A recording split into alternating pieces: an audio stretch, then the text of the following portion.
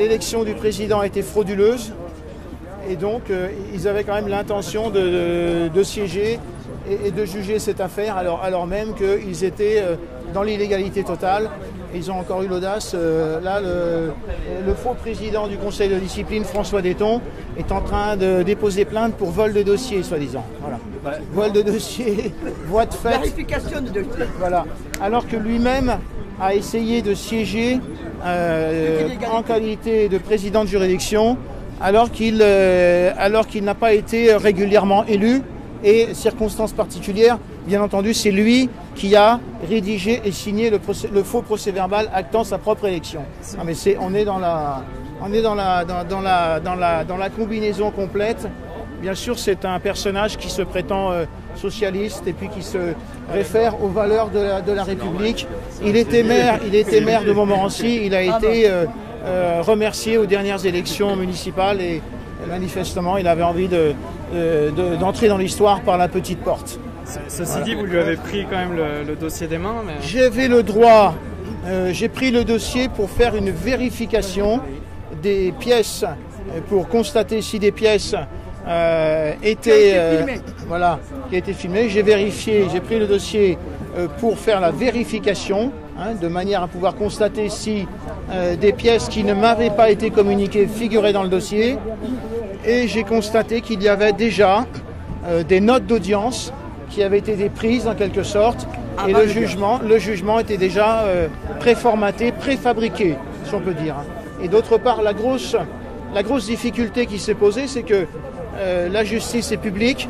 Tout le monde a le droit de savoir, connaître le nom des juges qui siègent, puisque devant une juridiction civile, on a le droit de faire une récusation.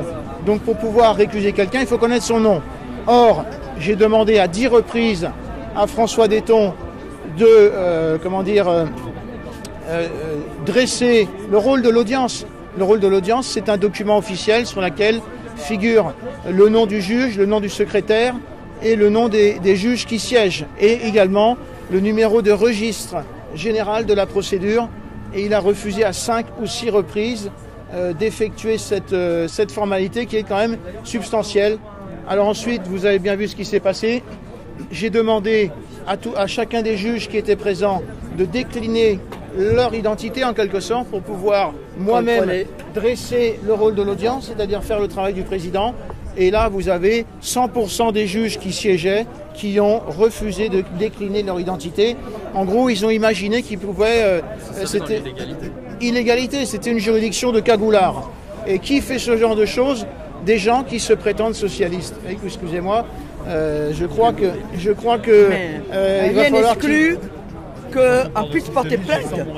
Oui, rien n'exclut que nous puissions porter plainte pour l'illégalité manifeste que nous avons remarquée, contrôlée en ouvrant le dossier du président.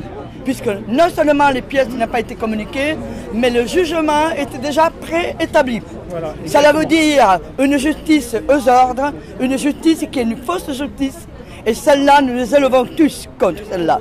C'est le principe même de la démocratie qui est violé, qui est saboté. Et du coup, M. D'Angléan, l'audience est reportée. Est-ce qu'il y a une date? On ne sait pas. Elle va être refixée. Voilà, l'audience a été reportée, mais il faut savoir qu'en matière disciplinaire, s'il n'y a pas de décision à l'expiration d'un délai de 8 mois, à partir du jour où le bâtonnier, en l'espèce Robert Feller, a porté de fausses accusations à mon encontre, eh bien, intervient une décision implicite de rejet de toute sanction, qui équivaut à une relaxe civile. Et cette date expire le 10 mai prochain, c'est-à-dire dans 3 jours. Donc il est impossible de reconvoquer un nouveau conseil de discipline.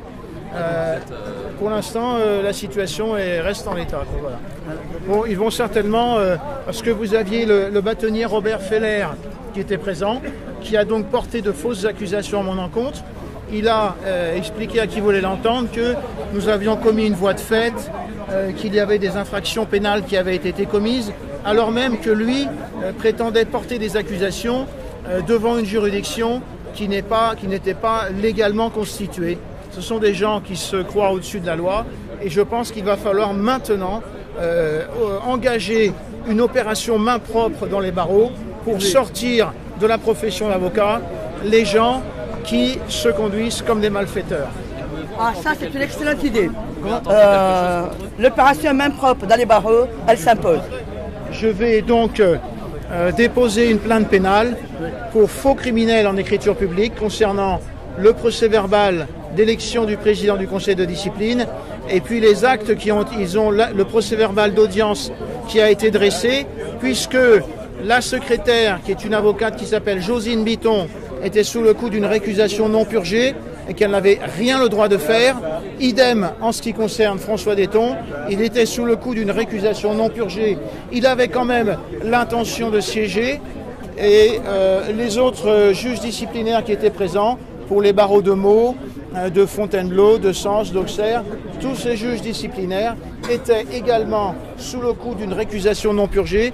Ils n'avaient pas le droit de siéger, mais bien entendu, ils avaient l'intention de siéger et de me récuser. Il n'y avait pas de problème, la décision était faite d'avance. Hein. Oui, il peut aussi noter qu'une des soi-disant juges disciplinaires, Maître Barbier, je crois. Exactement. Elle a commencé par dire que je n'étais pas digne de porter cette robe, mais elle non seulement n'est pas digne de porter la robe, mais doit mettre 2 fois le masque parce qu'elle ne sait pas qui je suis et quel combat je menais depuis plus de 30 ans. Merci, c'est gentil. Merci.